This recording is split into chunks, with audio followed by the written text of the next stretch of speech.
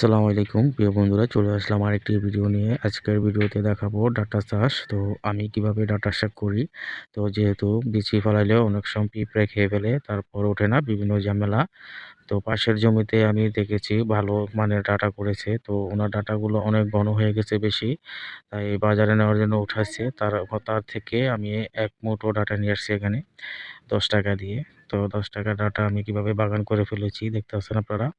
তো যারা আপনারা অল্প করে বা টবে যেখানেই লাগান না কেন শাকসবজি, আপনারা আমার মতন এরকম বুদ্ধি খাটিয়ে যদি লাগাইতে পারেন, তাহলে অবশ্যই ভালো ফলাফল পাবেন। এমনকি আপনারা সুন্দর করে তরকারি খেতে পারবেন। সবাই ভালো থাকবেন। আল্লাহ হাফেজ।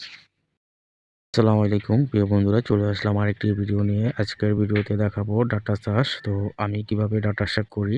তো যেহেতু বিচি ফেলাইলেও অনেক সময় পিঁপড়ে খেয়ে ফেলে, তারপর ওঠে না, বিভিন্ন ঝামেলা। তো পাশের জমিতে আমি দেখেছি ভালো মানের ডাটা করেছে। তো ওনার ডাটাগুলো অনেক ঘন হয়ে গেছে বেশি, তাই বাজারে নেওয়ার জন্য উঠাচ্ছে। তার থেকে আমি এক মুঠো ডাটা নিয়ে আসছি এখানে ৳10 দিয়ে। তো ৳10 ডাটা আমি কিভাবে বাগান করে ফেলেছি দেখতে পাচ্ছেন আপনারা।